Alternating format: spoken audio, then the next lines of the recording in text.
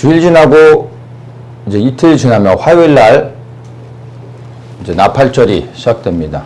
그래서 가을절기로 들어가게 되는데, 뭐 우리 교회 성도님들이야 뭐 나팔절 이야기 하면은 뭐 유대인의 절기 뭐 우리랑 무슨 상관이 있나 이렇게 말씀하시는 분은 없으시겠지만, 이 절기는 유대인의 것이 아니라 사실은 하나님의 것입니다.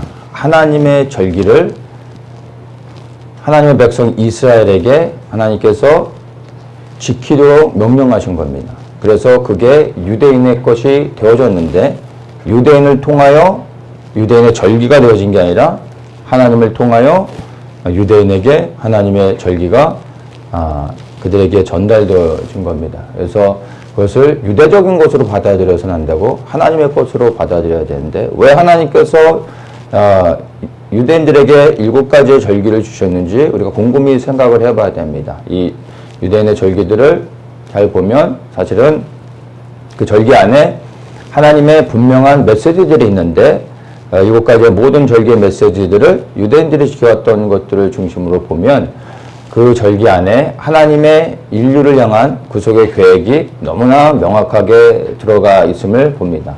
그래서 오늘날에 이제 이스라엘 품고 기도하는 많은 사람들, 시대를 분별하고 있는 사람들에게는 이 절기의 메시지가 명확하게 보여지죠. 예수님께서 또한 이 땅에 오셔서 봄절기를 정확하게 절기의 시간표 안에서 성취하셨습니다.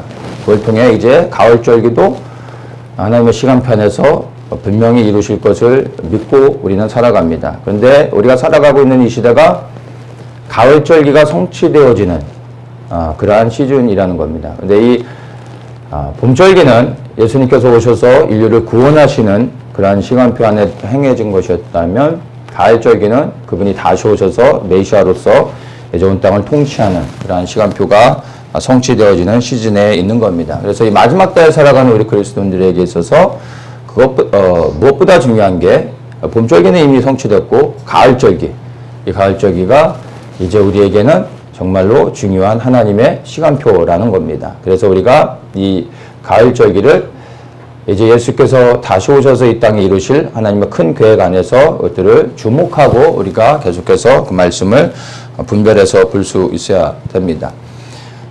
나팔절을 통하여 가을절기가 이제 시작되어집니다. 그러면 다음 주, 이번 주죠. 이번 주 화요일부터, 화요일날 저녁부터 시작돼서 해질 때부터 시작해서 그 다음날 수요일날 해질 때까지 이제 하루를 나팔절로 지키는데, 나팔절은 하루지만 나팔절의 절기들은 열흘 동안 진행되게 됩니다. 그래서 나팔절을 시작으로 해서 열흘 동안 나팔절의 시간들을 보내는데, 그 열흘 후에 그러니까 화요일날 시작해서 그 다음 주 목요일인가요? 15일, 그때가 이제 열흘이 되는 날인데, 그날이 속죄일, 열흘이 지나면 속죄일로 연결이 되어집니다. 그래서 이 열흘 동안의 나팔절의 시간 동안 사람들이 회개의 시간을 보내는 겁니다. 구체적으로는 유대인들이 그동안 자기가 용서하지 못했던 사람들, 1년 동안 용서하지 못했던 사람들, 그들을 찾아가 그들을 용서해 줍니다. 그리고 내가 용서를 빌어야 될 사람들에게도 찾아가서 용서를 구합니다. 근데 이것이 하나님의 관점에서는 회개하는 겁니다. 우리가 하나님께 구원받은 백성들이라는 것을 깨달을 때, 그리고 그 은혜가 얼마나 큰지를 안다면, 우리에게 잘못한 사람들을 우리는 용서해 줄 수 있게 됩니다. 이 1만 달란트 빚진 자의 비유를 우리는 분명히 기억해야 됩니다. 우리가 정말 용서받을 수 없는 죄인들이었음을 알고 있습니다. 근데 주님이 우리를 용서해 주셨습니다. 구원으로 초대해 주셨습니다. 우리가 그 구원을 받은 자들이라면 이제 우리는 우리 관계 안에서 묶여져 있는 이 문제들을 풀어야 됩니다. 우리가 용서해 줘야 되고 또 용서를 구해야 됩니다. 이 땅에서 그 사람과의 관계 안에서 서로 용서해 주면서 회개하면서 이 관계가 풀어지지 않으면 하나님께 용서를 받을 수 없게 되는 겁니다. 그래서 이 열흘의 나팔절의 시간 동안에 우리가 서로를 용서해주고 용서해주면서 용서를 구하면서 회개하면서 나가는 겁니다. 이 땅에서 묶였던 것들을 풀고 이제 속죄일 날 우리가 하나님께 온전한 죄사함을 받을 수 있습니다. 왜냐하면 이제 우리 안에 묶여져 있던 사람들과의 관계 안에 모든 묶여져 있는 것들을 풀므로 하나님 이제 나의 죄를 용서해 주십시오라고 말할 때 속죄일 날 온전한 구원을 받게 됩니다. 이 속죄일은 율법적으로 보면은 대제사장이 유일하게 1년에 딱 한 번 지성소에 들어갈 수 있는 날입니다.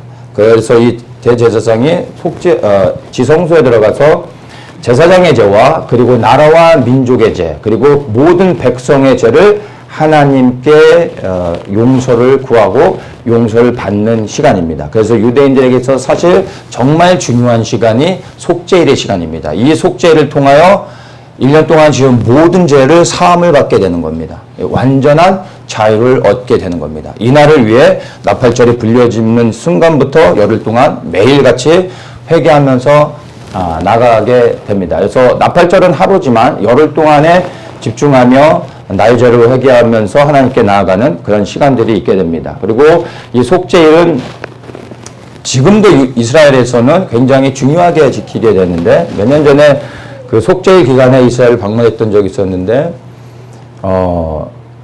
이 속죄일의 기간 동안에는 이스라엘의 모든 전 지역이 모든 것이 완전한 셧다운이 되어집니다.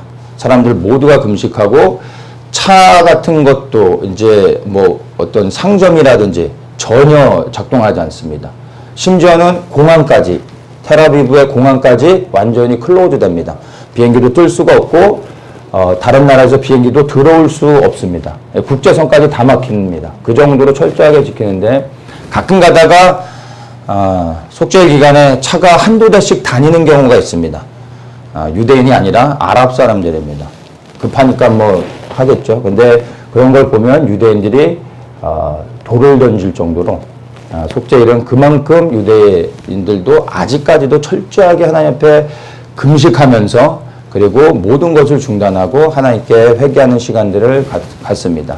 그래서 이런 시간들을 통하여 이제 온전한 죄사함을 받게 됩니다. 속죄일이 끝나자마자 5일이 지나면 장막절로 들어가게 되는데 이 속죄일이 죄사함을 받는 이 속죄일의 시간이 끝나면 그 다음 날부터 바로 장막절을 준비하게 됩니다. 5일 후에 장막절이 시작되는데 절기 중에서 가장 큰 축제가 장막절입니다.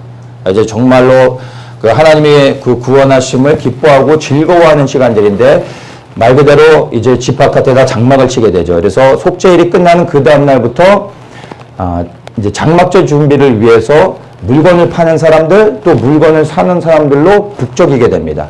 그래서 속죄일 끝난 그 다음 날부터는 사람들의 분위기가 완전히 달라집니다. 웃고 즐기고 흥분되어지고 그리고 한국처럼 이제 뭐 장마당식으로 바깥에 텐트를 치고 수많은 이제 장막절에 관련된 물건들을 판매하는 사람들, 그걸 사는 사람들로 굉장히 북적입니다. 장막절부터 일주일 동안 장막절을 지키기 위해 장막을 줘야 되는데 장막절 그 시작되는 날부터 장막 안에 들어가는 거기 때문에 그 전에 장막을 져야 됩니다. 그러니까 그 속죄일이 끝난 다음 날부터 장막을 짓기 시작합니다. 그래서 하루 이틀이면 벌써 장막을 지은 사람들도 있고 계속해서 이제 장막절에 맞춰서 그 이제 장막을 짓기 때문에 5일 동안은 굉장히 분주하고 축제 분위기로 지나갑니다. 그래서 그 시간도 빠르게 지나가죠. 그리고 일주일의 장막절의 시간들을 지나게 되고 하루를 연장해서 이제 8일로 장막절의 모든 절기들이 맞춰 지게 됩니다. 그래서 나팔절을 시작으로 해서 그 가을절기가 시작되어지는데 나팔절, 그 다음에 속죄일, 장막절까지 쉼 없이 빠르게 지나가면서 장막절로 모든 절기가 완성되어집니다. 그래서 가을절기, 나팔절이 시작되면서 굉장히 빠르게 가을절기는 속히 진행된다는 겁니다. 그래서 나팔절의 시작을 아는 순간부터 사람들의 모든 초점은 속죄일을 지나 장막절로 간다는 것에 집중하고 있죠. 그리고 가을절기는 봄절기와 다르게 굉장히 신속하게 빠르게 간다는 것을 우리가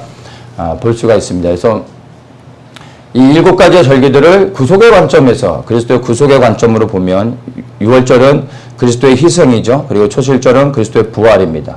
그리고 오순절은 성령의 강림이시고 그리고 이제 나팔절이 있죠. 이 나팔절은 예수 그리스도의 재림을 상징합니다. 그리고 속죄일은 성도의 부활이라고 볼 수가 있습니다. 그리고 이제 온전한 구원을 받는 거죠. 그리고 이 성도의 부활을 통하여 이제 장막절에 들어가게 되는데, 장막절은 그리스도가 이 땅에 임하셔서 온 열방을 통치하는 그리스도의 통치, 하나님의 통치를 상징하는 것으로 우리가 생각을 할 수가 있습니다. 자, 그래서 이 가을절기의 시작인 나팔절을 우리가 분별하고 이 나팔절의 메시지를 무엇보다 제일 먼저 인식하는 것이 우리에게 필요한데, 우리가 나팔절을 생각할 때 이 나팔을 음악을 연주하는 악기 하나로서 나팔을 이해하면은 안 됩니다. 유대인들에게 있어서 나팔절, 그리고 나팔은 음악을 하는 악기의 개념이 아닙니다. 나팔은 말 그대로 성경에서 보면은 유대인들이 나팔을 썼던 것은, 첫째는 파수꾼들이 나팔을 봅니다. 막루에 올라 경계를 서는 자들이 적들이 쳐들어오는 걸 보면은 나팔을 불어서 성 안에 있는 사람들에게 알리는 거죠. 즉 경고의 사인으로 나팔을 사용합니다. 두 번째는 전쟁에서 많이 사용하죠. 전쟁을 통해 나팔을 불면서 나팔의 소리에 따라 공격하는 나팔이 있고, 어떤 건 후퇴하라는 것이 있고, 머물러라는 것이 있고, 나팔의 소리에 따라서 전쟁을 치르게 됩니다. 이런 것들이 사실은 유대인들에게 있어서 나팔의 의미입니다. 그래서 음악으로서 악기 하나로 나팔을 이해해서는 안 됩니다. 근데 이 나팔절을 조금 더 성경적으로 우리가 좀 살펴보면, 나팔절은 이제 욤테루아라는 단어를 쓰는데, 욤은 날이라는 의미고 테루아는 나팔을 불다라는 의미가 있습니다. 그래서 나팔을 부는 날을 욤테루아, 그게 이제 나팔절이라고 얘기할 수 있는데, 나팔절은 네 가지의 나팔을 섞어서 100번을 부는 게 나팔절에 하는 일입니다. 각 나팔이 각기 다른 소리를 내죠. 근데 이것이 전체 네 가지의 종류가 있는데, 이 네 가지를 섞어서 100번을 하나의 세트로 부르는 겁니다. 그러면 나팔을 한 번 불게 되는 겁니다. 그래서 이 100번을 불면 끝나는데, 이것을 정기적으로 계속해서 나팔절의 기간 동안, 하루가 아니라 열흘 동안 이 100번의 나팔을 끊임없이 계속해서 부는 겁니다. 근데 99번까지는 이제 첫 번째에서 세 번째까지의 나팔을 섞어서 부르는데, 마지막 나팔, 네 번째 나팔은 100번째 딱 한 번만 부르는 나팔이 됩니다. 그래서 그것을 이 나팔절의 소리에 대해서 잠깐 좀 살펴보고 나팔절에 대한 메시지를 보도록 하겠습니다. 첫 번째 부는 나팔은 테키아라는 나팔입니다. 그러니까 소리를 통해서 이제 나팔을 부는 건데, 이것은 짧게 부르는 소리라고 말할 수가 있습니다. 근데 이 테키아라는 첫 번째 부는 나팔의 의미는 왕의 대관식을 알리는 그러한 소리로 유대인들이 이해하고 있습니다. 그러니까 대관식이라 하면 왕이 즉위를 할 때 왕관을 쓰는 예식을 대관식이라고 하죠. 그래서 왕의 대관식이 진행된다라는 것이 아니라 왕의 대관식이 이제 곧 시작되어진다라는 것을 알리는 나팔이 테키아라는 겁니다. 그래서 시작이 되어진 게 아니라 시작되어진다라는 것을 알리는 소리가 되는 겁니다. 그래서 이것은 예수님께서 이 땅에 이제 왕으로 곧 오신다. 즉 대관식을 하신다는 것은 왕으로 즉위하신다는 거죠. 이제 곧 예수 그리스도께서 이 땅에 왕으로, 통치자로, 메시아로 오신다라는 것을 알리는 소리가 테키아입니다. 그래서 첫 번째로 이 테키아의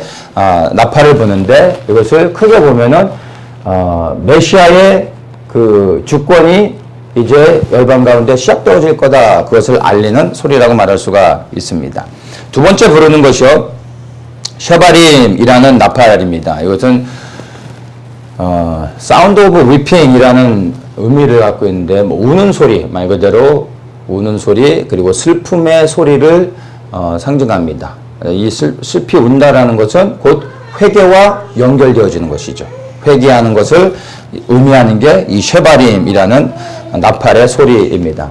그래서 말씀드린 것처럼 나팔절이 시작됨과 동시에 사람들이 사실 개인의 죄를, 열흘 동안 자기의 죄를 돌아보면서 매일 회개하게 됩니다.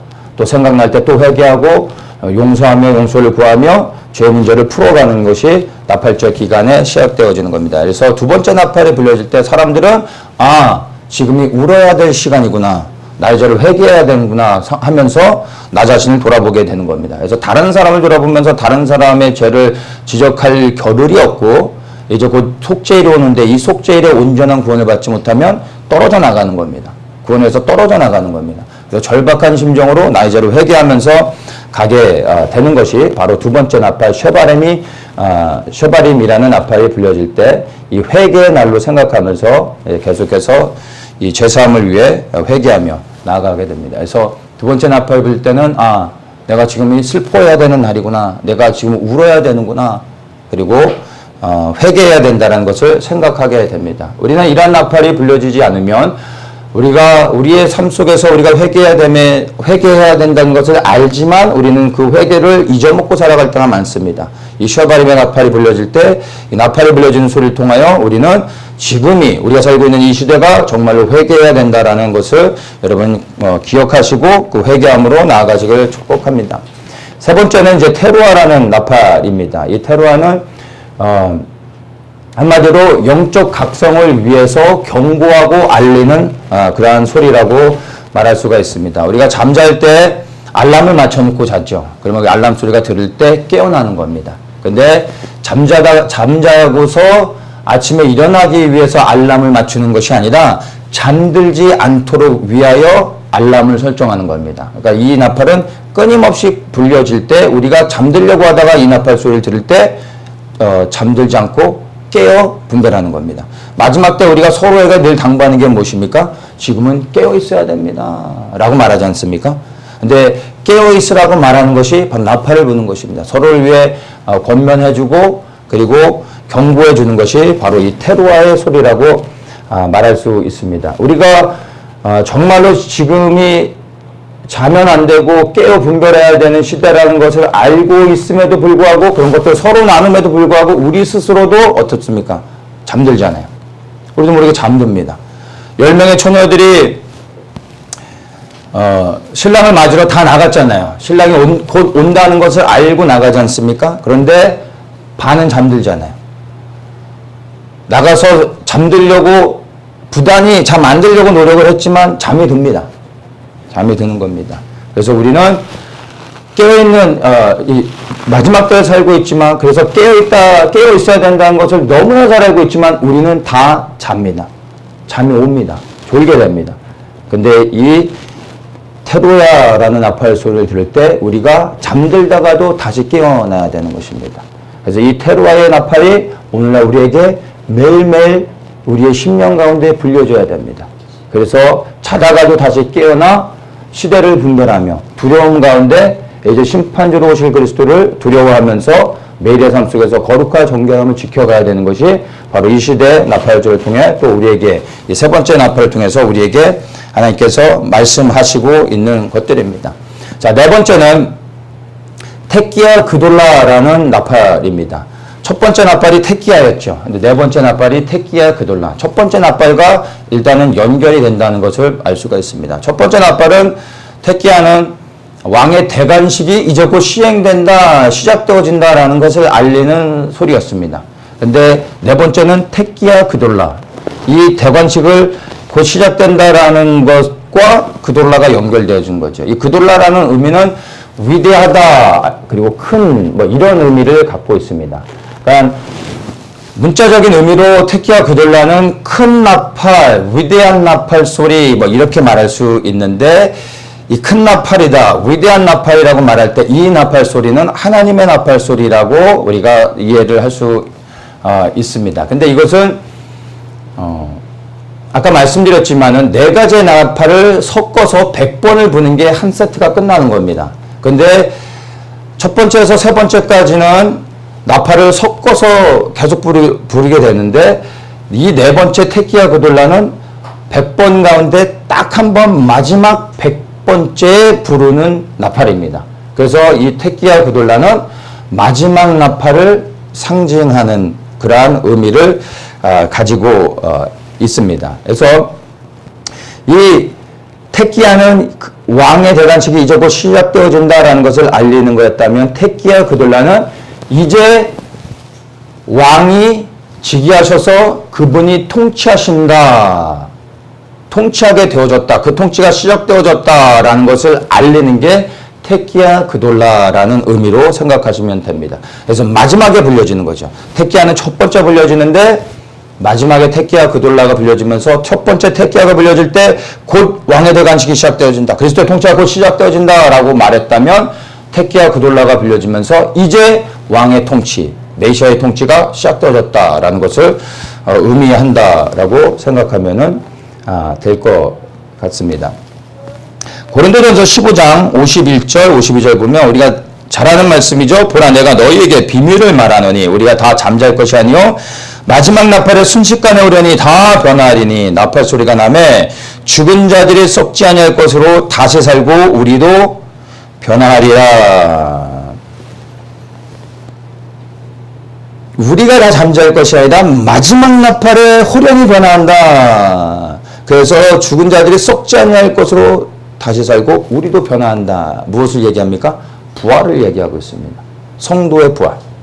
그런데 이것을 성도의 부활을 무엇과 연결합니까? 마지막 나팔. 근데 이 마지막 나팔이 무엇입니까? 테키아 그돌라. 이 테키아 그돌라 마지막 나팔이 불려질 때 성도의 부활이 일어나는 겁니다. 이 성도의 부활은 무엇과 연결됩니까? 우리의 부활이 있고 그리스도의 통치가 이제 시작되어지는 게 연결되어지는 겁니다.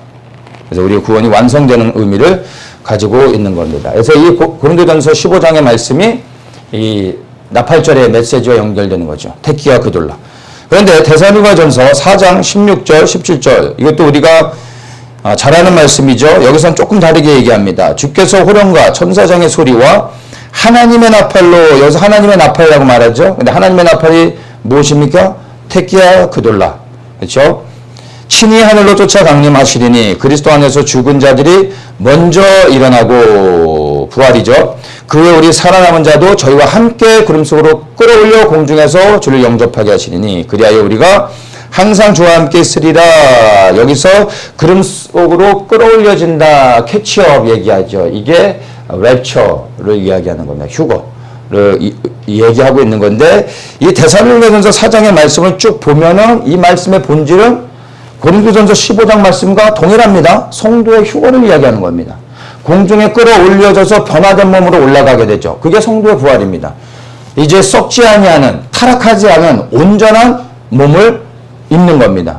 이것은 영의 몸이 아니라 영과 혼이 아닌 육을 포함한 변화되지 않는 타락하지 않는 더 이상 이 변하지 않는 불변하는 영과 혼과 육을 새롭게 입는 겁니다. 이게 온전한 부활이죠.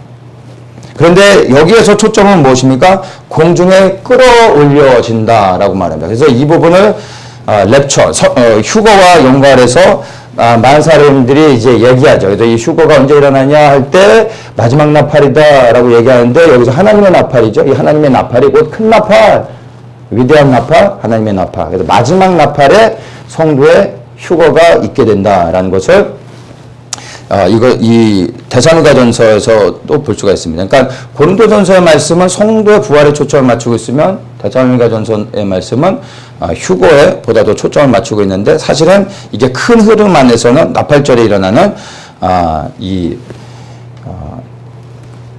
우리를 구원하신 하나님의 메시지, 하나의 메시지로 연결되는 것을 알 수 있습니다. 그래서 절기 안에 담겨져 있는 이런 메시지들을 우리가 하나하나 살펴보면은 이 시대에 우리에게 필요한 것들을 분명하게 마지막 때 살아가는 우리에게 말씀들을 전해주고 있는데 잠깐 이렇게 짧게 우리 네 가지의 말씀, 이 나팔절에 부는 네 가지의 나팔절에 서로 다른 네 가지의 소리들을 통해서도 우리 각자에게 주시는 그리고 이 나팔절을 맞이해야 되는 우리에게 하나님이 어떤 메시지를 주시는지도 우리가 곰곰이 생각하면 발견할 수 있습니다. 그런데 오늘은 이 네 가지의 소리들 가운데서 두 번째 쉐바림이라는 나팔 소리에 대해서 조금 자세하게 좀 한번 나눠보려고 합니다. 나팔절의 시즌에 맞춰서 제가 오늘 말씀을 준비한 게 아니고요. 오늘 이 말씀을 나누려고, 회개에 대한 말씀을 나누려고 했는데 나팔절이 낀 겁니다. 제가 말씀을 나누는 요점은, 포인트는 오늘 우리에게 주시는 회개의 말씀이 제가 시즌에 맞춰서 나팔절의 메시지로 찾아낸 것이 아니라 제게 주신 말씀이었는데 이게 나팔절과 연결이 됐다라는 겁니다. 우리에게 주시는 하나님이 경고하시는 회개의 말씀이라는 것을 이야기하는 겁니다. 자, 솔로몬의 이야기를 통해서 먼저 그 스토리 안에 있는 담겨진 영적인 메시지를 보고 그것을 우리 저와 우리 여러분들 또 우리가 살아가고 있는 땅을 밟고 살아가고 있는 우리 대한민국에 주신 하나님의 말씀을 우리가 한번 좀 보려고 합니다. 다윗이 이제 죽고 다윗의 왕위를 솔로몬이 이어받게 됩니다. 그때 이제 다윗이 유언으로 열왕기상 2장에 보면 솔로몬에게 이렇게 유언하는 내용이 있습니다. 2절에 내가 이제 세상 모든 사람의 가는 길로 가게 되었노니 너는 힘써 대장부가 되고 내 하나님 여호와의 명을 지켜 그 길로 행하여 그 법률과 계명과 율례와 증거를 모세의 율법에 기록한 대로 지키라. 그리하면 내가 무릇 하든지 어디로 가든지 형통할지라. 내가 힘써 하나님의 말씀을 순종하여 지켰던 것처럼 너도 그렇게 하라. 그러면 하나님이 너와 함께 할 것이다. 모세의 말씀을 통해서 끊임없이 하나님께서 이스라엘 백성들에게 하셨던 말씀이죠. 이것을 다윗이 죽기 전에 그의 아들 솔로몬에게 유언으로 남겼던 이야기입니다. 자,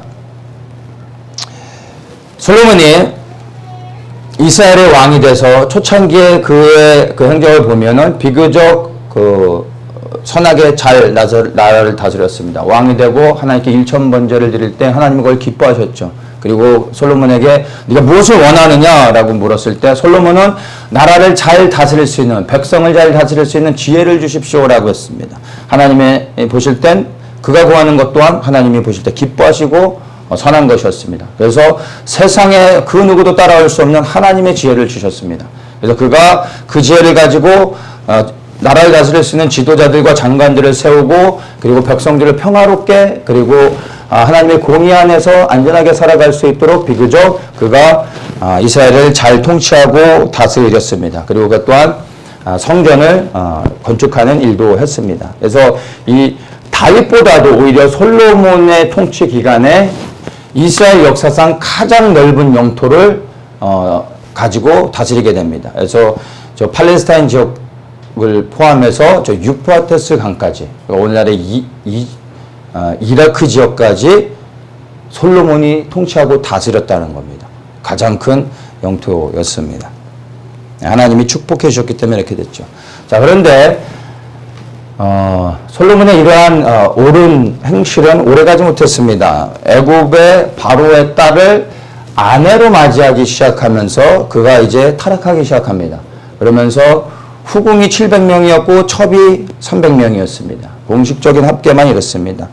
1000명의 여자들을 거느리며 살아갑니다. 근데 이 여자들이 누굽니까? 이스라엘의 유대인의 여자가 아니라 전략적인 결혼을 한 거죠. 당시에는 왕과 왕이 전략적으로 서로 이렇게 나라를 보호하기 위해서 전략 결혼을 하잖아요. 그래서 왕의 딸을 옆 이웃 왕에게 주고 자기도 딸을 주면서 서로 이제 쉽게 얘기해서 파트너십을 갖게 되는 거죠. 이게 그 고대 사후에 나라를 지키는 하나의 방법이었던 겁니다. 세상의 지혜였던 것이죠. 그런데 솔로몬이 이러한 세상의 하나의 전통, 이방인들의 전통과 형식을 따라갔던 것입니다. 나라를 지키기 위해서. 그런데 이게 하나님 보실 때는 악했던 겁니다. 다윗이 이스라엘을 통치하고 그리고 저 팔레스타인 지역의 모든 이방 국가들을 무릎 꿇리고 패권 국가가 될 수 있도록 이스라엘을 경고케 할 수 있었던 이유가 무엇입니까? 그가 다른 이웃의 나라들과 잘 협력했기 때문입니까? 아니죠. 오직 하나님 한 분만을 섬기고 그분의 말씀에 생명을 걸고 살아왔기 때문에 다윗을 통해 하나님께서 이스라엘을 경고케 하셨습니다. 그렇다면 그 다윗의 삶을 통하여 솔로몬은 다윗의 삶을 그대로 본받고 오직 그 아버지처럼 하나님 한 분만 바라보고 순종하고 살아갔으면 하나님이 지켜주시는 겁니다. 이방의 왕들을 통하여 이스라엘이 지켜지는 게 아니죠. 근데 솔로몬은 무엇을 선택합니까? 세상의 방법을 선택하는 것입니다. 무엇을 위해? 자신이 부귀와 영화를 누리고 살기 위해서 그런 것들을 선택했다는 것을 우리는 이것을 통해 분명히 알 수 있습니다. 이 전략적인 결혼은 세상에서는 너무나 지혜로운 거고 당연한 것이지만 하나님이 오실 때 너무나 인본주의적인 것이고 악한 것이었습니다. 그 결과 하나님을 떠나는 일들이 시작되어진 겁니다. 우리의 삶을 한번 이것과 비교해서 볼 수가 있습니다. 세상에서 살아가고 그리고 성공적으로 또 모든 사람들에게 인정받는 그러한 삶을 살기 위해서는 세상에 공식이 있죠. 말하지 않아도 여러분 이런 건 누가 가르쳐주지 않아도 스스로 잘 터득하지 않습니까? 그런데 우리 그리스도인들이 이 땅을 살아가는 본질적인 이유가 무엇입니까? 세상의 사람들을 바라보고 기대하는 것과 우리의 삶의 본질은 전혀 다릅니다. 세상에서는 이 육신을 입고 살아가는 날 동안 행복하게 사는 게 성공하고 잘 살고 그 즐겁게 사는 것이 누리며 사는 것이 장수하며 사는 것이 전부입니다. 근데 우리는 보여지는 세상이 아니라 보이지 않는 삶을 준비하고 있는 사람들입니다. 그러면 이 보이는 것에 초점을 맞춰서는 안 되겠죠. 그러면 세상의 기준이 아닌 이 땅을 살아가는 그리스도인들은 오직 하나님의 말씀과 동일하게 아주 심플합니다. 하나님의 말씀에 순종하며 살아가면 되는 겁니다. 세상의 기준이 아닌 하나님은 우리에게 무엇을 요구하고 있는지 명하시는 것에만 순종하며 살아가면 되는 것입니다. 그런데 오늘날 우리의 삶은 어떻습니까? 솔로몬과 비교할 때 우리는 다르다고 말할 수 있습니까? 여러분의 삶은 어떠십니까? 세상에서 여러분이 구하며 기도하고 있는 제목들은 무엇입니까? 무엇을 위해 살고 계십니까? 그리고 여러분의 생활의 삶의 모든 방식은 오직 하나님께만 순종하며 가고 있습니까? 아니면 세상의 방식을 따라 살아가고 있습니까? 예수 그리스도를 이 땅에서 믿고 살아갈 때 축복받을 수 있습니다. 번영을 누릴 수 있습니다. 장수할 수 있습니다. 행복할 수 있습니다. 예수를 믿을 때 늘 고난과 핍박이 있는 게 아닙니다. 그런 것들이 꼭 와야만 되는 게 아닙니다. 그러나 우리가 이 땅 가운데 예수 그리스도를 온전히 믿을 때 고난과 핍박도 올 수 있다는 것을 압니다. 그때 우리의 반응이 무엇이어야 됩니까? 우리가 기대했던 것이 아니어도 우리가 예수 그리스도를 이 땅에서 온전히 섬기고 순종하며 살아가는데도 불구하고 우리가 이 땅에서 고난과 핍박을 받을 때 우리의 반응은 무엇이어야 됩니까? 이 땅에 뿌리를 내리며 이 땅에 소망을 두며 살아가는 게 아니라면 어차피 이 땅에서의 삶이 끝나고 영원한 삶을 준비하는 것이 이 땅에서 우리의 삶의 본질이라면 우리에게 고난과 핍박이 어려움들이 문제가 해결되지 않아도 여전히 우리는 흔들릴 필요가 없는 겁니다. 맞습니까? 왜냐하면 이 육신을 벗는 날 영원히 하나님 앞에서 살아가며 영원토록 즐거워할 것을 우리는 믿기 때문에 알기 때문에 이 땅에서 잠시 당하는 고난과 핍박 가운데서도 흔들리지 않을 수 있는 것입니다. 그런데 솔로몬은 무엇을 선택했습니까? 그리고 여러분의 지금의 선택은 무엇입니까? 여러분의 삶을 이 솔로몬을 통해서 여러분이 비교해 볼 수 있어야 됩니다. 자, 열왕기상 11장에 보면은 이제 그가 어떠했는지를 알 수 있습니다. 4절에 보면 그가 이제 1000명의 왕비들을 거느리며 살죠. 그러다 솔로몬이 이제 나이가 늙게 됩니다. 왕비들이 그 마음을 돌이켜 다른 신들을 쫓게 했으므로 왕의 마음이 그 붙인 다윗의 마음과 같지 아니하여 그 하나님 여호와 앞에 온전치 못하였다. 이렇게 말을 하고 있습니다. 솔로몬이 하나님으로부터 이제 떠나 그 마음이 정말 다른 신들을 쫓게 되어졌던 이유가 무엇입니까? 바로 그가 맞아들인 이방의 여자들 때문에 그런 것입니다. 이방의 여인들이 솔로몬에게 오면서 무엇을 가져옵니까? 각 나라에 자기가 섬기던 우상들을 가지고 와서 섬기죠. 그리고 이러한 것이 몇 개가 들어온 겁니까? 1000개가 들어온 겁니다. 그러니까 솔로몬이 이제 눈이 돌아가겠죠. 그가 마음을 무너뜨리고 하나님이 아닌 다른 신을 그 여인들을 위하여 섬기게 되는 겁니다. 이게 솔로몬이 지은 아주 큰 죄악이라는 겁니다. 이제 보다 더 이것을 구체적으로 이야기해 줍니다. 5절에 보면 이는 시돈 사람의 여신 아스다롯을 쫓고 암몬 사람의 가증한 밀곰을 쫓습니다 하면서 이 암몬 사람의 가증한 몰레이라는 것도 7절에 보면 말해주고 있습니다. 두 가지를 분명하게 구체적으로 얘기해주고 있는데 이것을 우리가 좀 살펴볼 필요가 있습니다. 아스다롯이라는 여신, 이 아스다롯의 여신이 뭐냐면 한마디로 얘기하면 음란의 여신입니다. 음란. 이 여신을 섬기는 것은요 다른 게 아니라 다른 일반적인 우상을 섬기는 것은 그냥 제사를 드린다고 볼 수 있지만 이 아스타로 여신을 이방 여신을 섬기는 것은요 이 신전 안에 신전에 창녀들이 있습니다. 이 창녀들과 성적인 범죄를 저지르는 게 그게 제사를 드리는 겁니다. 그 신을 섬기는 겁니다. 그러니 이스라엘의 모든 남자들이 얼마나 좋아했겠습니까? 모든 남자들이 이 여신을 섬기고 음란을 저지르게 됩니다. 이 육적인 음란을 저지르는 사람들이 영적으로 하나님 앞에 온전히 갈 수 있을까요? 다 무너질 수밖에 없는 겁니다. 이 우상의 숭배가 언제부터 시작됐습니까? 솔로몬의 시대부터 시작되어졌다는 겁니다. 이미. 그러면서 이 밀공, 몰렉을 이야기하죠. 이 몰렉은 다른 이방 신들과 또 다릅니다. 이 몰렉을 섬기는 방식은요, 인신제사입니다. 예루살렘 성전 앞에 기드론 골짜기와 흰놈의 골짜기가 있는데 이 흰놈의 골짜기 앞에서 이 몰렉신을 섬겼습니다. 누가 섬겼는지 아십니까? 이스라엘의 유다의 왕이 이 몰렉신을 성전 앞에 흰놈의 골짜기에서 섬깁니다. 몰렉신 앞에서 이 단을 만들어 놓고 이제 불을 떼죠. 단을 태웁니다. 그리고 거기에 어린아이를 던집니다. 인신제사를 드리는 거죠. 이게 몰렉신을 섬기는 방식이었습니다. 근데 이것은 이방인들이 하는 건 그렇다 치는데 이것을 누가 했다고요? 이스라엘이.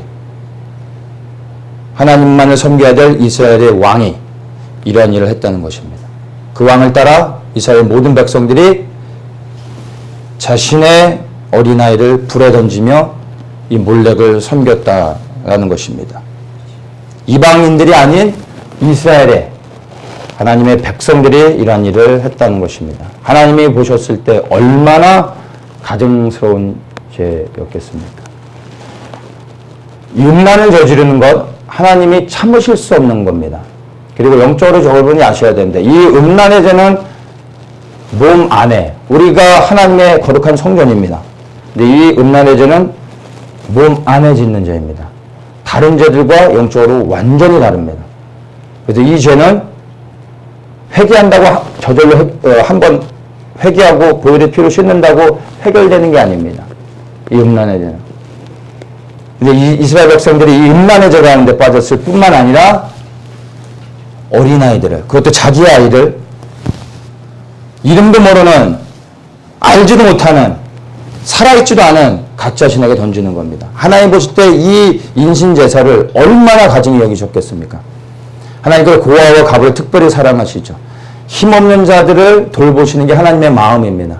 그런데 이 어린아이들, 스스로를 지킬 수 없는 이 어린아이들, 자기에게 준 아이를 불에 던질 때 아버지의 마음이 어떠셨을까? 여러분 생각해 보십시오. 참을 수 없는 겁니다.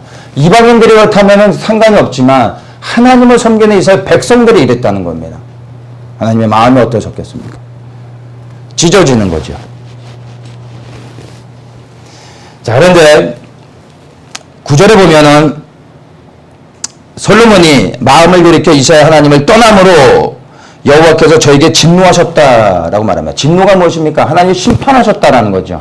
심판이 무엇입니까?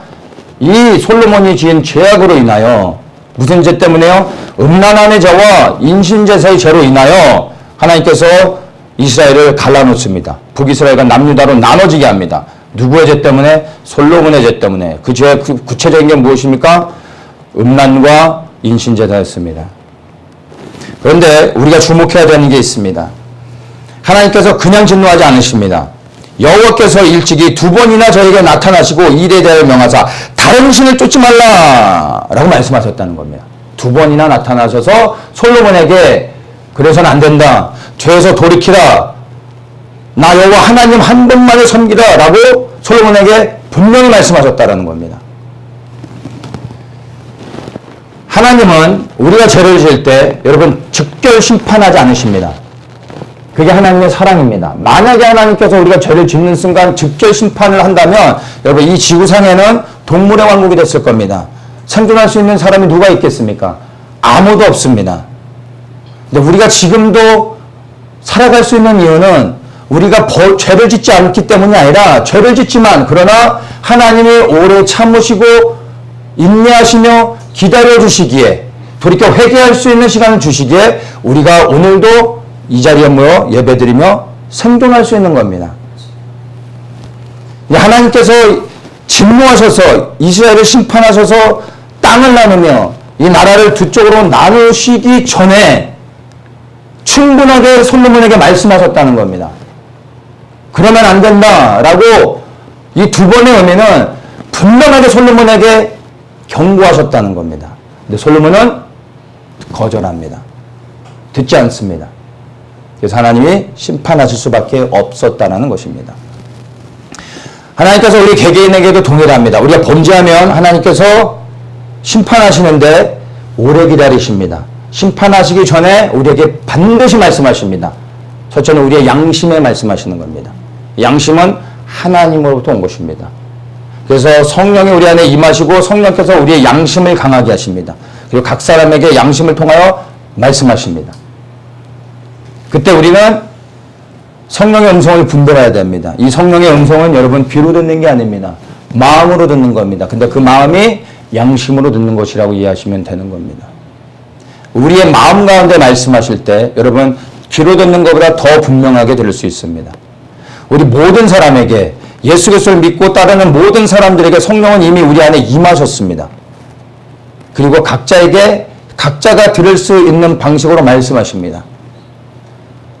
그런데 우리는 이 성령의 음성에 귀 기울이지 않고 솔로몬과 같이 그것을 분별하지 못하고 거절하고 원치 않고 무시했을 때 이러한 일이 끊임없이 반복되어질 때 성령은 우리 안에서 근심하십니다. 왜냐하면 성령 하나님은 인격이시기 때문에 무시당하는 순간 이것이 반복되어질 때 성령은 근심하시다가 자신을 감추시고 떠나십니다.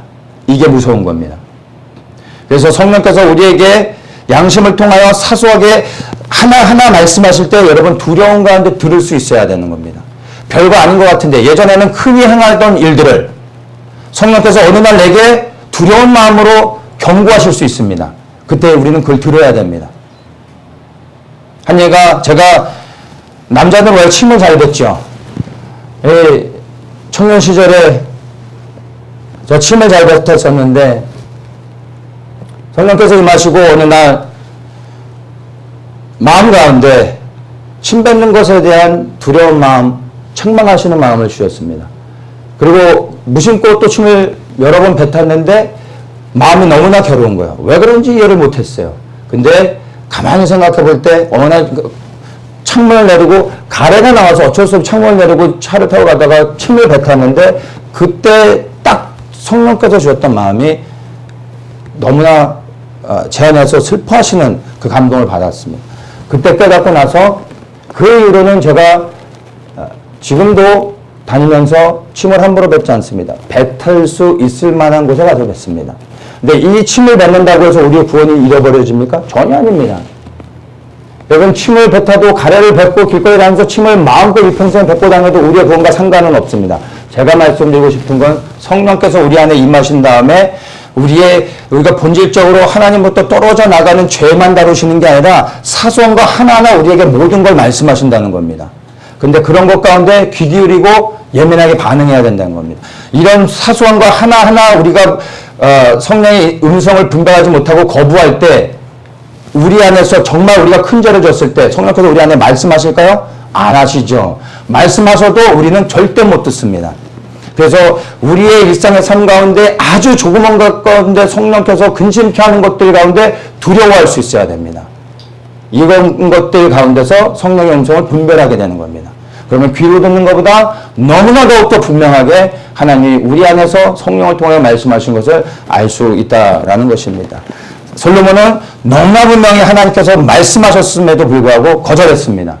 그 결과 하나님의 심판이 임할 수밖에 없었다는 것을 여러분 분명히 아셔야 되는 겁니다. 지금 내 안에 성령께서 반복적으로 내게 말씀하시는 것들이 있는가 없는가 여러분 돌아보셔야 됩니다. 나는 별로 대수롭지 않게 생각했던 것들이 성령이 원치 않으신다면 여러분 그런 것들을 바꿔야 됩니다. 그게 우리의 습관이 될 수도 있습니다. 우리 언행과 연관되어질 수 있습니다. 모든 영역에서 성령께서 말씀하신 것을 두려워하며 들을 수 있어야 됩니다. 자, 이렇게 해서 하나님의 심판으로 이스라엘이 남북으로 나눠지게 됩니다. 이 분단의 배경 우리가 분명히 이해해야 됩니다. 우상 숭배였다라는 것입니다. 자, 이제 남북이 나눠진 다음에 북이스라엘을 하나님께서 여로보암에게 주셨습니다. 여로보암에게 주시면서 하나님께서 여로보암에게도 분명히 말씀하셨습니다. 네가 내 말에 온전히 순종하면 내가 이 나라를, 이 이스라엘을 너에게 줄 것이다. 분명히 약속해 주셨습니다. 근데 여로보암이 북이스라엘의 왕이 된 다음에 어떻게 합니까? 그가 하나님을 즉시 떠나게 됩니다. 이제 북이스라엘이라는 큰 영토를 그가 갖게 되고 났는데 가만히 보니까 사람들이 제사를 지내러 예루살렘으로 가는 거예요. 성전이 예루살렘에 있죠. 이 유대인들에게 있어서 제사를 드리는 건 너무나 중요한 거였습니다. 그러니까 사람들이 제사를 드리기 위해 다 성전으로 가니까 이러다가 백성들의 마음을 빼앗기고 내가 죽을 것 같다라는 마음에 두려움이 드니까 어떻게 합니까? 베델과 단에 금송아지를 세우고 단을 만듭니다. 여기가 이 신이, 이 금송아지가 우리를 애굽에서 인도한 여호와 하나님이다. 이젠 예루살렘에 내려갈 필요 없다. 베델과 단에 가서 너희들이 제사 드리면 된다. 그래서 이스라엘 백성들이 즉시로 범죄하기 시작하죠. 이 베델은 예루살렘으로 가기 위해 내려갈 때 마지막으로 들리는 지역입니다. 바로 예루살렘 위에다가 이 우상을 짓는 단을 만들었고 이스라엘의 최북단 단에다가 또한 이 우상 숭배하는 단을 두 가지를 만들어 놓은 겁니다. 그리고 이것이 북이스라엘의 큰 죄악이 되어집니다.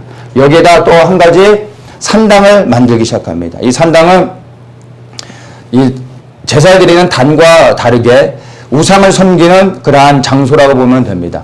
가나안 백성들이 높은 산 위에다가 이 산당을 짓고 우상을 섬겼던 곳입니다. 그것이 산당인데 북이스라엘 전역 가운데 수많은 동네마다 산당을 지어서 그곳에서 제사를 지내게 했던 겁니다. 이것이 여로보암이 지은 가장 큰 죄악이었던 겁니다. 근데 이 산당에서 행해졌던 게 뭐냐면 우상숭배. 우상숭배하면 무엇이 또 연결됩니까? 야세라 목상을 세우고 그리고 음란을 행하는 일들이 있습니다. 그리고 거기에서 자녀를 불로 태워 죽이는 인신제사가 있었던 겁니다. 이러한 일들이 이스라엘 전역 가운데서 있게 됐는데 문제는 남유다의 르호보암이 가만히 보니까 여로보암이 단을 짓고 산당을 지었어요. 근데 자기를 보니까 자기한테는 예루살렘 성전은 있잖아요. 단은 지을 필요가 없어요. 근데 무엇이 없어요? 산당이 없는 거예요.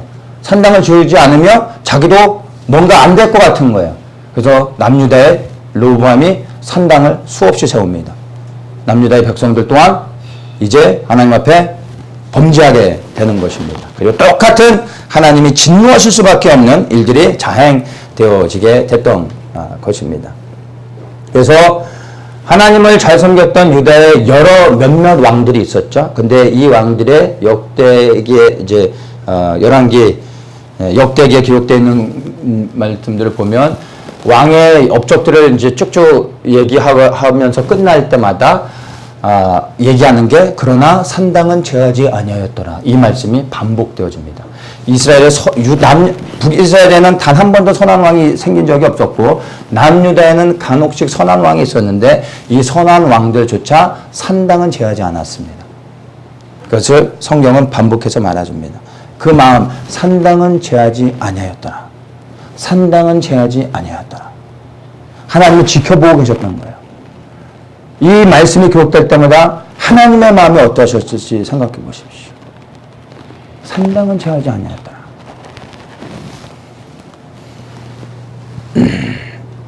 이 르호보암의 손자 아사가 왕이 되었을 때 남색하는 이 자들을 다 쫓아냅니다. 우상을 제거합니다. 나름 종교개혁을 했죠.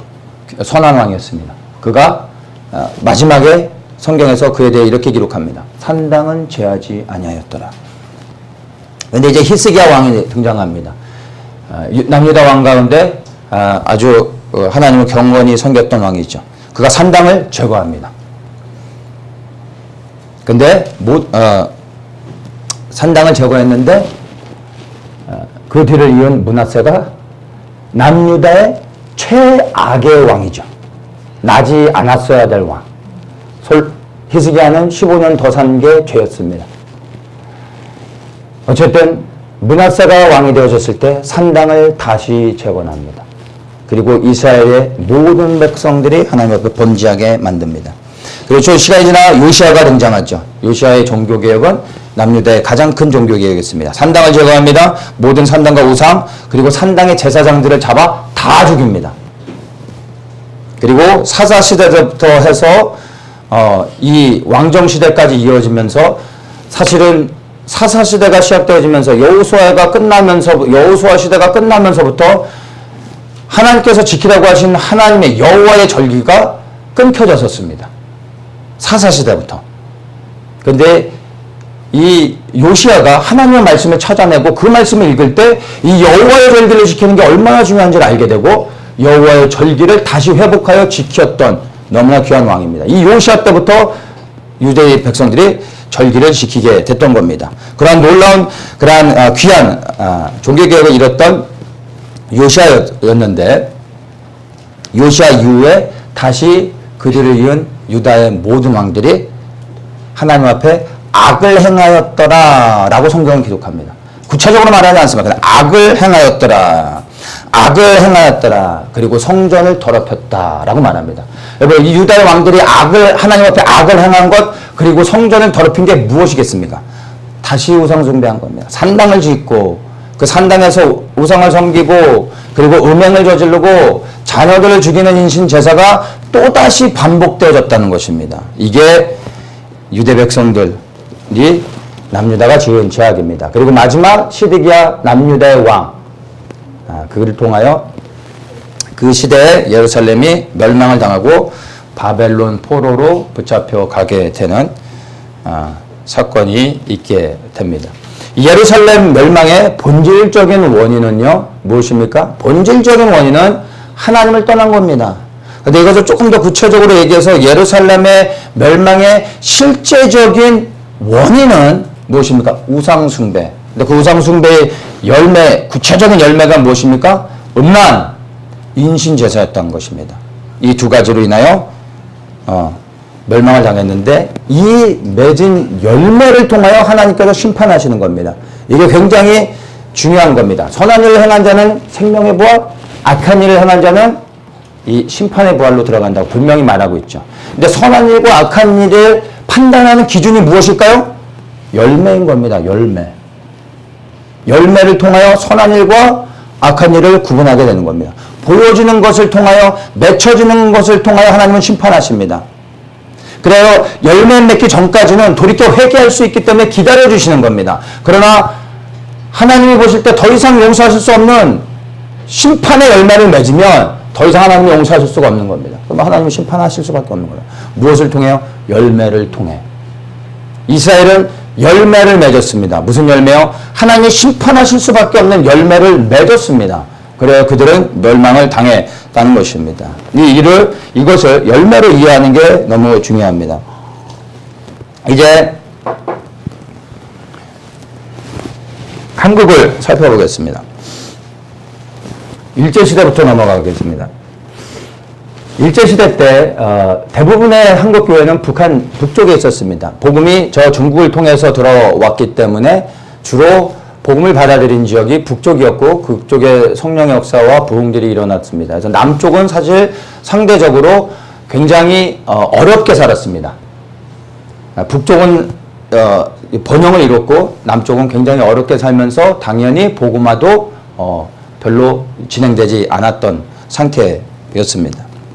그래서 북쪽의 평양이 그 당시에 한국을 대표하는 상징을 갖고 있는 그런 도시였습니다. 근데 1938년에 평양에서 장로회 총회에서 신사참배를 결의하게 됩니다. 이것이 왜 중요하냐면 장로교에서 결의를 했지만 이것이 한국교회가 맺은 첫 번째 신사참배 결의안입니다. 근데 이 장로교에서 맺은 신사참배를 통하여 다른 모든 교단들이 동일하게 곧바로 따라갑니다. 그래서 모든 교단들이 신사참배를 가결하게 되는 원인을 제공한 겁니다. 그래서 이 1938년 평양 장로교 총회에서 신사참배가 결이 되어진 것이 곧 하나님을 떠나는 영적인 음란함을 저지른 게 되는 것이죠. 그래서 이때 그 장로교에 속했던 소수의 목사님들, 끝까지 신사참배를 거부하며 그 교단 안에서 싸웠던 사람들은 교단에서 다 퇴출됩니다. 쫓겨나죠. 교단에서 쫓겨나 이들이 부산으로 가서 오늘날의 고신이 되어지는 겁니다. 그리고 우리는 모든 교단들이, 한국의 모든 교단들이 다 신사참배 참여해서 한국이 완전한 이 신사참배로 사단에게 무릎을 꿇었다라고 말하는데 그렇지 않습니다. 당시에 침례교는, 그 당시에 침례교는, 한국에 들어온 침례교는 동아기독교라는 이름을 썼습니다. 근데 동아기독교는, 침례교는 끝까지 교단적으로 신사참배를 거부했습니다. 그래서 동아기독교는 교단과 모든 교회가 완전히 폐쇄되어졌습니다. 목사들 다 잡혀져 가서 거의 다 죽고 교회 지도자들 다 잡아 들어갔습니다. 소수의 살아남은 침례교 목사들이 충남으로 피신을 갑니다. 그래서 충남에서부터 다시 시작합니다.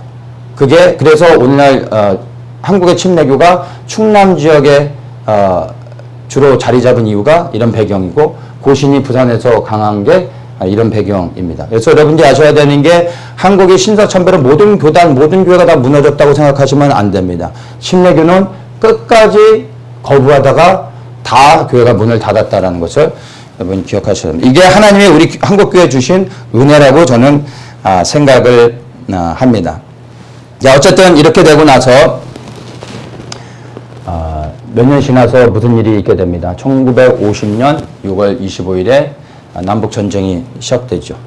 그리고 이 전쟁의 결과로 우리나라가 분단의 역사를 갖게 됩니다. 지금까지도 이어지고 있습니다. 그리고 이 북쪽은 공산주의가 장악하게 되면서 북한에 있던 모든 교회들 다 강제 폐쇄되어져서 교회가 문을 닫게 되어졌습니다. 그러나 하나님께서 은혜를 주셔서 남쪽만이라도 자유민주주의 체제 안에서 다시 복음에 세워질 수 있는 은혜를 한국 교회 가운데 세워주셨습니다.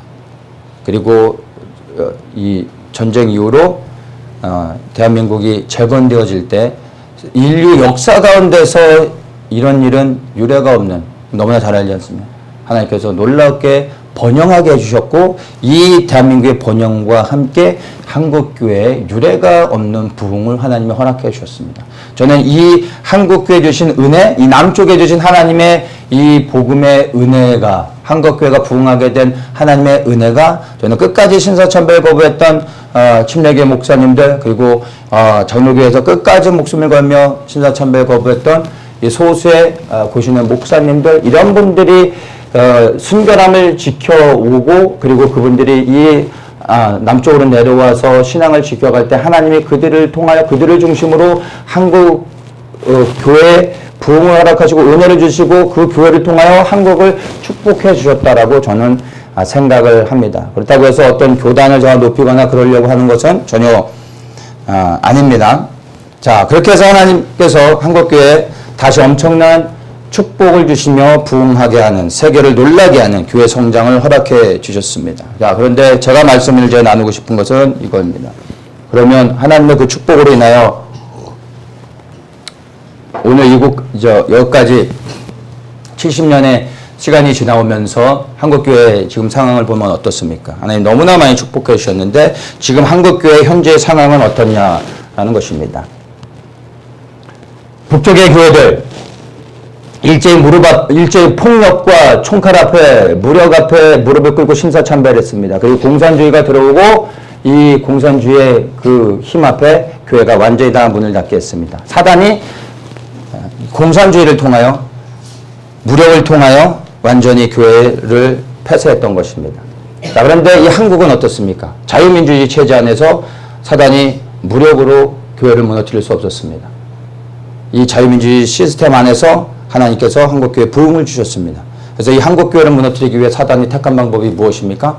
하나님이 주신 번영, 축복의 이 하나님 주신 은혜를 가지고 한국교회를 무너뜨린 겁니다. 한국교회 주신 축복은 하나님으로부터 온 것입니다. 그런데 사단은 이 하나님의 축복을 이용하여 하나님의 교회를 무너뜨리는 데 사용한 것입니다. 그것이 바로 번영이었던 것입니다. 이건 설명하지 않아도 여러분이 잘 알 겁니다. 번영으로, 부흥으로 한국교회는 오늘날 무너져 가고 있습니다. 좀 전에 제가 솔로몬의 이야기를 나눴는데 여러분 지금 우리가 살아가고 있는 이 한국교회의 상황이 솔로몬의 시대와 조금도 다르지 않다라는 것을 여러분들이 이해하셔야 됩니다. 왜냐하면 여러분 교회 안에 지금 이 한국교회 안에 들어온 우상숭배가 무엇인지 압니까? 바로 영적인 음란함들이 있는 겁니다. 오늘 교회 안에서 뉴스에서도 나오고 뉴스에 나지 않아도 우리끼리 들려오는 소식들이 무엇입니까? 목사들의 성적인 범죄들, 때로는 뉴스를 통해서도 크게 타기도 하고, 그게 아니어도 여러분 제가 목사이기 때문에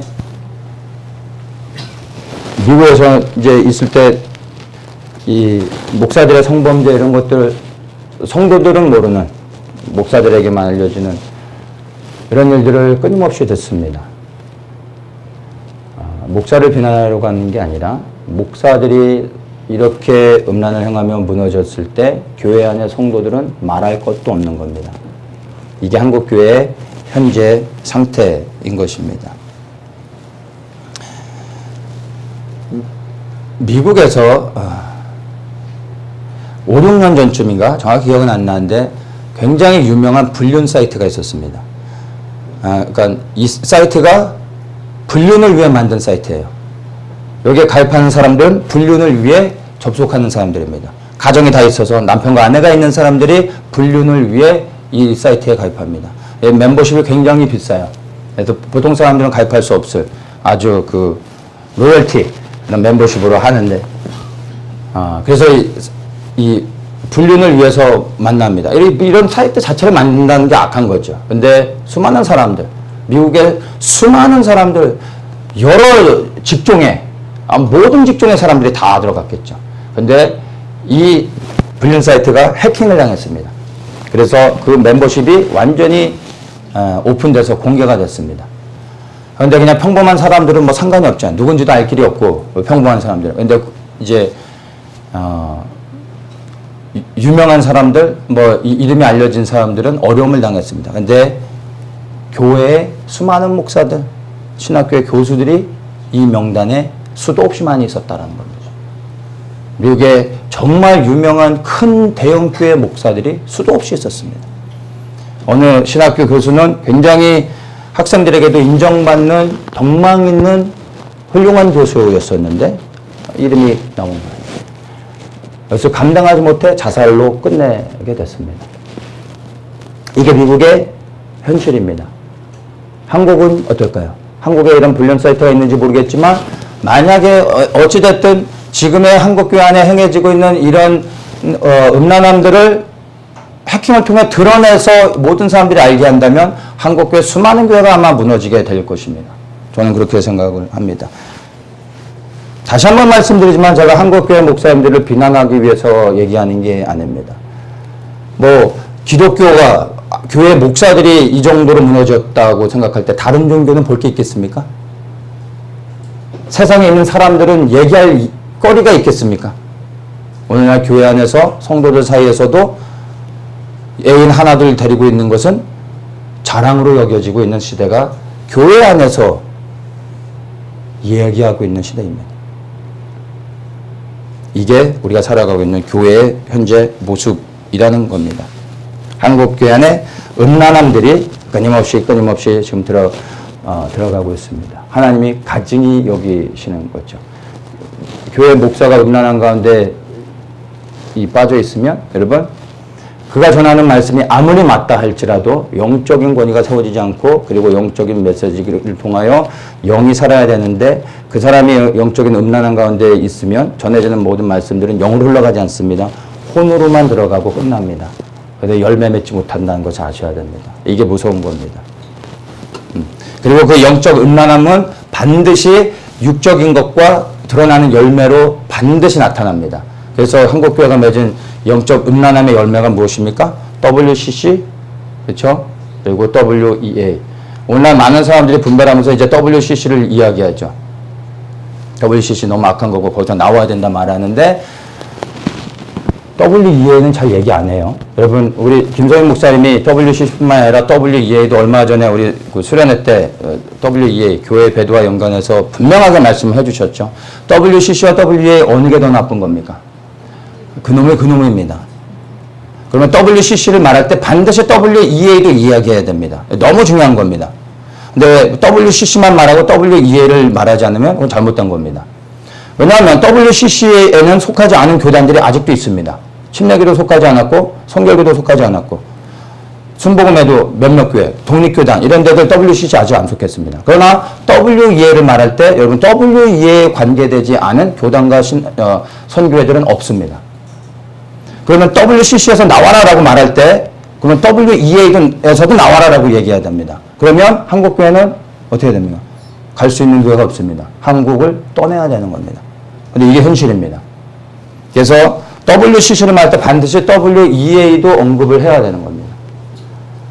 우리 더저주 공동체는 수련회 때 이제 우리가 어떻게 결의했는지를 얘기했죠. 그래서 한국의 이런 교단에 기성교단에 속하지 않고 우리는 독립 선교회로 가기로 했습니다. 우리는 이렇게 선택을 했지만 이것만이 바른 길이라고 여러분 생각해서는 안 됩니다. 그리고 이런 것으로 다른 교회나 사람들을 보면서 판단해서는 안 됩니다. 그냥 우리는 우리의 길을 가면 되는 겁니다. 우리 코가 석자인데 다른 거 볼 필요도 없고 우리는 우리의 부르심대에 순종하며 그냥 갈 뿐입니다. 그러나 여러분들이 분명히 아셔야 되는 것은 한국교회 상황은 결코 좋지 않다는 겁니다. WCC와 WEA 이 교회 안에 일어나고 있는 배도는 그냥 세워진 게 아니라 이건 단순히 신학적인 열매로 맺어진 게 아니라 교회 안에 이미 음란의 영들이 들어와서 교회 안에서 실제적인 육체적인 음란함들이 이미 교회 안에 퍼져 있었기 때문에 이런 신학들 잘못된 말도 안 되는 것들을 연합이라는 이름으로 교회 목사들이 신학의 심포지엄을 통해서 이런 것들을 받아들일 수 있게 되었던 겁니다. 이거는 육체적인 음란함과 영적인 음란함은 반드시 하나로 연결되어지는 겁니다. 그런데 이것은 하나님 보실 때 한국교회 안에 가증히 여기시는 그러한 큰 죄라는 것을 여러분이 분명히 이해해야 됩니다. 그리고 또 한 가지가 아까 우리 솔로몬의 시대 때 보았죠. 이 영적인 음란함, 육체적인 음란함과 연결이 되어집니다. 우상숭배자. 그리고 또 한 가지가 인신제사였습니다. 근데 이 인신제사는 오늘날 한국교회 안에서도 심각한 것입니다. 아니 무슨 한국교회가 뭐 인신제사를 드립니까? 라고 생각하실 수 있는데 한국 안에 수많은 인신제사를 드려지는 일들이 있습니다. 그게 낙태입니다. 의학적으로 어쩔 수 없이 낙태를 해야 되는 사람도 있습니다. 아이를 낙태하지 않으면 산모가 위험해지는 상황에서는 의학적으로 반드시 낙태를 해야 됩니다. 이건 범죄 행위가 아닙니다. 살리기 위한 겁니다. 산모와 아이 둘 중에 하나를 살려야 된다면 산모를 살리는 게 맞는 겁니다. 그래서 낙태를 할 수밖에 없게 의학적으로 해야 될 수 있는 살 수밖에 없는 상황들이 있습니다. 그러나 이러한 특별한 케이스를 제외하고 대부분의 낙태는 무엇입니까? 원치 않아서 생명으로 보지 않는 거죠. 이미 뱃속에 잉태되어지는 순간 생명입니다. 하나님이 주신 생명입니다. 이건 생명을 하나님만 주시는 거죠. 근데 이 어린아이를 죽이는 것은 하나님을 가장 능욕하는 겁니다. 근데 대부분의 낙태는 무엇입니까? 원치 않아서 죽이는 겁니다. 한국이 출산율은 세계 최하죠. 낙태율은 최고입니다. 놀랍죠. 망국의 징조가 보이는 겁니다. 아이는 안 낳는데 낙태는 제일 많이 하는 나라. 대한민국의 미래가 보이지 않습니까? 여러분 이게 인신제사입니다. 억울한 사람의 피가 땅에 뿌려질 때 사단은 합법적으로 그 땅을 장악할 수 있습니다. 이게 영적인 원리입니다. 그래서 수많은 억울한 죽음들을 땅에 뿌리는 겁니다. 전쟁을 통해서 그런 일들이 일어나고요. 낙태를 통해서 그런 일들이 일어납니다. 이 어린아이들은 본인의 선택이 아니라 강요되어져서 수많은 생명들이 죽어가고 있습니다. 이 생명들이 하나님께 부르짖죠. 하나님 듣고 계십니다. 그분의 마음이 어떻겠습니까? 한국에서 수많은 인신제사가 드려지고 있는 겁니다. 여러분 보실 때 이런 일들이 멈춰질 수 있을 거라고 보이십니까? 한국의 흐름을 보십시오. 전 세계의 흐름을 보십시오. 하나님이 어떠한 마음을 갖고 계실지. 하나님 앞 심판 앞에 놓여져 있는 것입니다. 어떤 사람들은 제가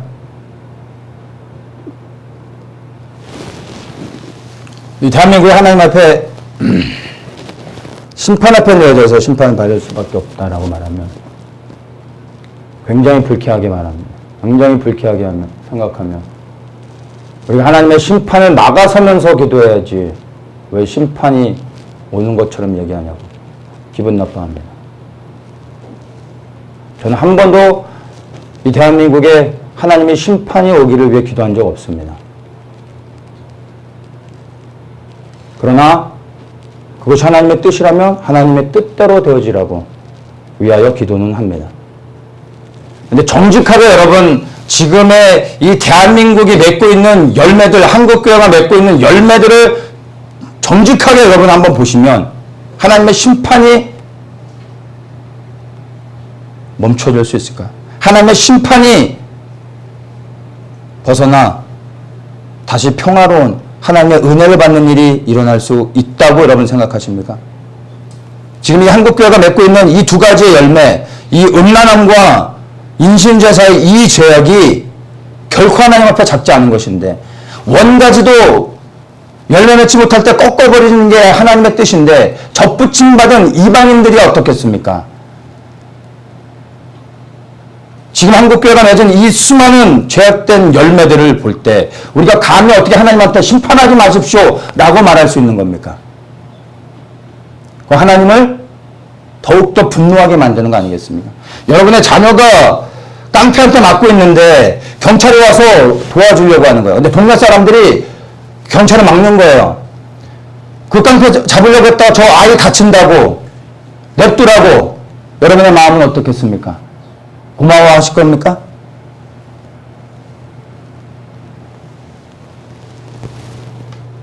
하나님이 사랑하시는 저 어린 생명들,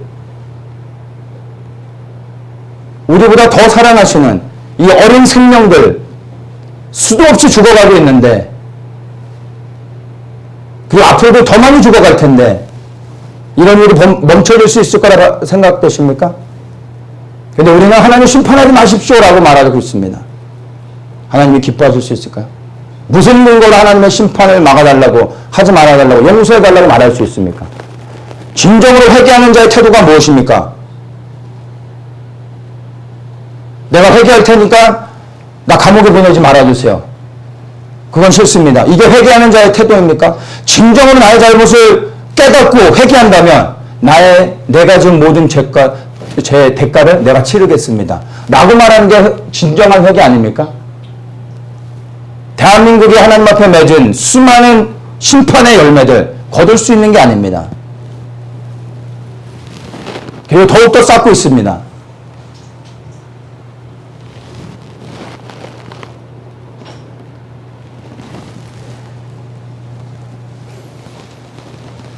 예루살렘의 멸망이 임했던 단 하나의 이유, 여러분 너무나 잘 아셔야 됩니다. 분명히 아셔야 됩니다. 하나님을 떠나 우상을 섬겼기 때문입니다. 그런데 하나님을 떠나 우상을 섬길 때 하나님의 심판은 반드시 임합니다. 근데 한국교회가 지금 이스라엘과 동일한 일을 행하고 그 길을 가고 있습니다. 다시 한번 묻습니다. 한국교회가 이 죄악된 길에서 돌이켜 하나님 앞에 돌아올 가능성이 보이십니까? 저는 감히 말할 수 있습니다. 아니요, 그럴 가능성 없습니다. 때가 때인 만큼 세상은 더욱더 악해질 것입니다. 교회 안에 수많은 죄악들이 더욱더 성행할 것입니다. 그리고 이 영적인 음란함은 완성되어질 겁니다. 대부분의 교회들은 이것을 이 WCC와 WEA를 통하여 모든 교회들이 연합하는 것을 환영할 것입니다. 그런데 연합이 아니라 이거는 혼합이죠. 섞이는 겁니다. 어떻게 하나님을 섬기는 사람들이 다른 종교와 함께 손을 잡을 수 있습니까? 하나님이 더러워하시는 것이죠.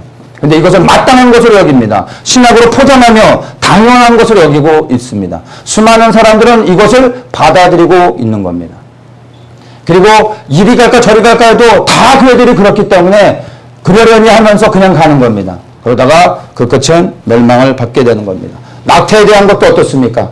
교회 안에 이제 이 음란함, 그리고 동성애, 교회 안에서도까지 이제는 이 음란함이 문화가 되어졌기 때문에 다 받아들이고 있지 않습니까? 교회들 안에서도 동성애를 허용하고 있지 않습니까? 교회 안에서도 낙태를 찬성하고 있지 않습니까? 인신제사를 드리는데 합당하다고 말하고 있지 않습니까?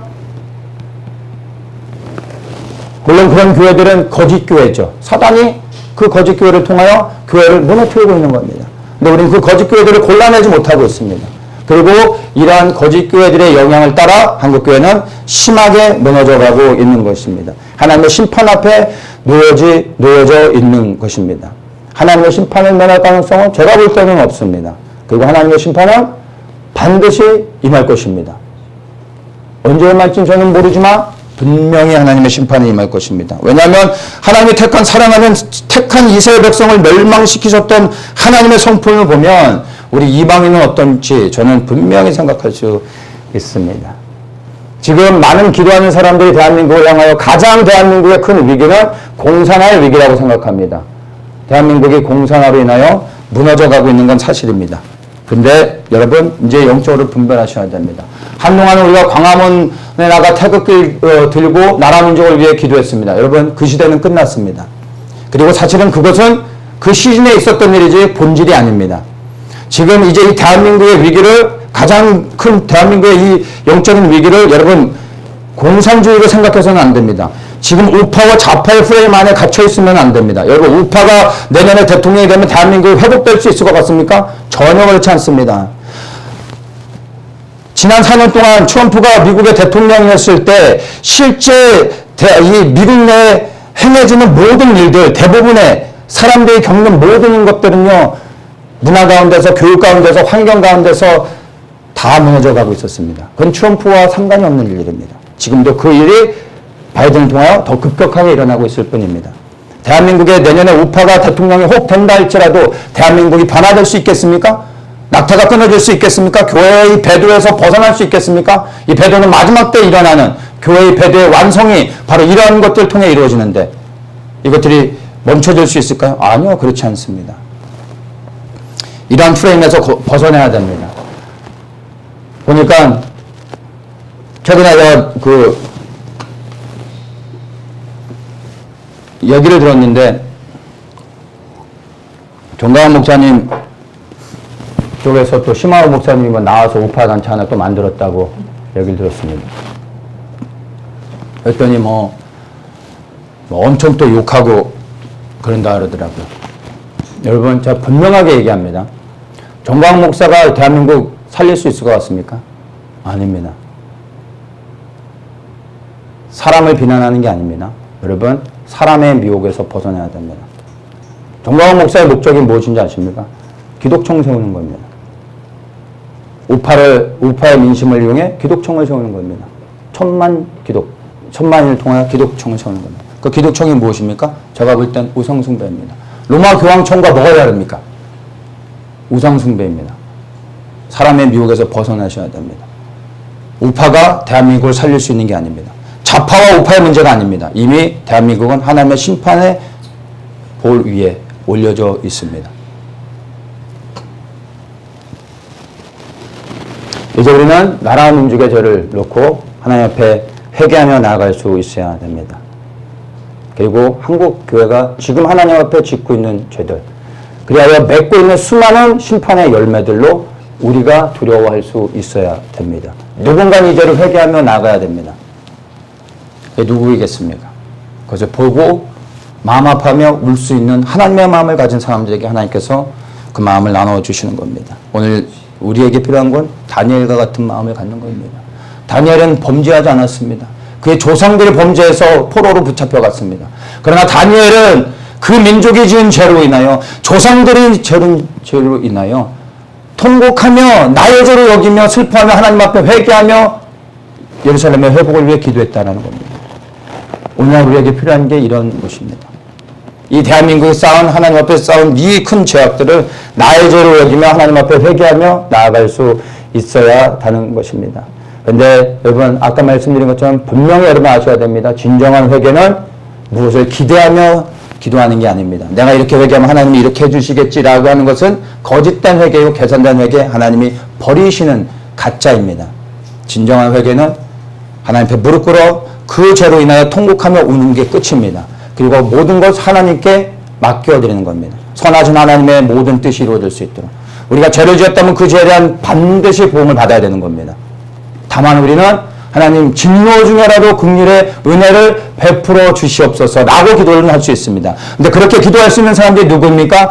통곡하며 무릎 꿇어 하나님 앞에 이 나라 민족의 죄를 위하여 울 수 있는 자들, 그들의 하나님 앞에 기도할 때 하나님께서 긍휼의 은혜를 혹 베풀어 주실 수 있으실 겁니다. 우리가 이 땅에 하나님의 심판이 임하라고 기도해서도 안 됩니다. 한때는 제가 그렇게 기도했습니다. 그런데 그것이 바로 저의 의라는 걸 하나님이 성령께서 깨닫게 해주셨습니다. 그 기도 또한 악한 거였습니다. 회개하고 그 다음부터 오직 하나님의 뜻이 이루어질 수 있도록 기도합니다. 그런데 저는 하나님의 뜻이 이루어질 수 있도록 기도할 때 늘 떠오르는 것이 하나님의 심판입니다. 그래서 심판을 두려워하며 기도할 뿐입니다. 나라 민족을 위해 기도하는 건 여러분 특별한 사람이 하는 것은 아닙니다. 그러나 이것은 정말 하나님 아버지께서 마음을 주셔야지만 할 수 있는 기도입니다. 그래서 이 나라 민족을 기도하는 사람들이 대단한 사람들이 전혀 그렇지 않습니다. 그들이 뭐 대단해서가 아니라 하나님이 은혜를 주셨기에 그렇게 기도할 수 있는 것뿐입니다. 그것으로 인해 감사할 뿐입니다. 혹 여러분들 가운데 이 나라 민족의 지은 저들로 인하여 통곡하는 마음이 없다면 그 마음을 달라고 기도하십시오. 그냥 기도해서 되는 게 아니라 그 아버지의 마음, 이 대한민국을 향한 아버지의 마음이 어떠한지를 먼저 우리가 알고 그 아버지의 마음으로 우리가 입술을 열어 이 나라 민족을 올려드리며 이 죄를 회개하며 나갈 때 하나님이 그 기도를 들어주시는 겁니다. 그래서 그 마음을 갖는 게 너무나 중요합니다. 아버지, 이 대한민국이 하나님 앞에 범죄했는데 이 대한민국을 향한 아버지의 마음이 어떤지 내게 알게 하시고 그 마음이 부어져 아버지의 마음으로 이 나라 민족을 위해 파수하며 기도할 수 있게 해주십시오라고 우리는 기도해야 되는 겁니다. 그리고 우리가 이렇게 기도한다 할지라도 결코 우리의 의가 드러날 것은 없는 겁니다. 여러분, 이제 나팔절이 이틀 후면 시작되어집니다. 이 네 가지 나팔 가운데 제가 여러분들에게 나누고 싶은 거예요. 여러분, 이 두 번째 샤바렐 회개의 나팔, 나라 민족을 위한 회개의 나팔. 뭔지 아세요? 제가 문득 이런 생각이 들었습니다. 하나님의 심판 전에 우리가 마지막으로 회개할 수 있는 이 나팔절의 절기가 아닌가 하는 생각이 문득 들었습니다. 그래서 우리가 이제 더욱더 이 나팔절이 곧 이틀 후면 시작되어지는데 우리 함께 기도하기 원합니다. 하나님, 이 대한민국을 용서해 주십시오. 이제 이 대한민국이 지은 죄를 하나님 앞에 회개합니다. 그렇게 우리가 하나님 앞에 회개의 나팔을 불며 이 나라 민족을 올려드리고 그리고 하나님이 무엇을 행하시던 하나님의 선하신 뜻 안에서 하나님이 온전히 이루실 것을 믿으며 그 결과는 하나님께 올려드리고 우리는 그저 이 땅 가운데 무릎 꿇어 기도하며 이 땅에 파수꾼으로 남아있기를 원합니다. 누군가 이 땅에 남아 무릎 꿇고 하나님 앞에 끝까지 기도하는 자가 있을 때 하나님께서 분명히 이 땅에 긍휼의 은혜를 베풀어 주실 거라 믿습니다. 그래서 심판하실 수밖에 없어 손을 드셨지만 그러나 이 땅 가운데서 하나님의 그 진노를 멈출 수 있는 그 심판을 막을 수 있는 그러니까 그 심판이 완전히 부어지는 게 아니라 하나님이 심판하시지만 속히 거두실 수 있기를 원해서 그 땅에 하나님의 편에 서서 기도하는 하나님의 사람들을 찾고 계시지 않을까 저는 생각합니다. 그래서 이 땅에 정말 목숨 걸고 파수할 수 있는 우는 하나님의 사람들이 있어야 된다고 저는 생각합니다. 그리고 우리 이 소수의 사람들이 그런 하나님의 편에 서서 파수하며 회개의 나팔을 부는 우리 모두가 되기를 원합니다. 기도하겠습니다. 하나님, 대한민국이 하나님 앞에 범죄했습니다. 그러나 이 범죄함을 심령으로 깨닫고 기도하는 자들이 너무나 적습니다. 하나님, 이 대한민국을 향한 아버지의 마음이 우리에게 부어지게 하시고 그 마음을 담을 수 있는 하나님의 사람들에게 찾아가시고 나라 민족을 위해 기도할 수 있는 올 수 있는 하나님의 사람들이 더욱더 일어나게 하시옵소서. 그리하여 하나님의 편에 서서 통곡하며 울며 나라 민족의 자를 외게 하며 나아갈 때 하나님 진노 중에 국률의 은혜를 베풀어 주시고 이 나라 민족이 다시 한번 고개를 들고 주님의 영광스럽게 섬길 수 있도록 다시 오실 주님을 섬길 수 있는 은혜를 우리 가운데 부어주십시오. 예수님의 이름으로 기도합니다.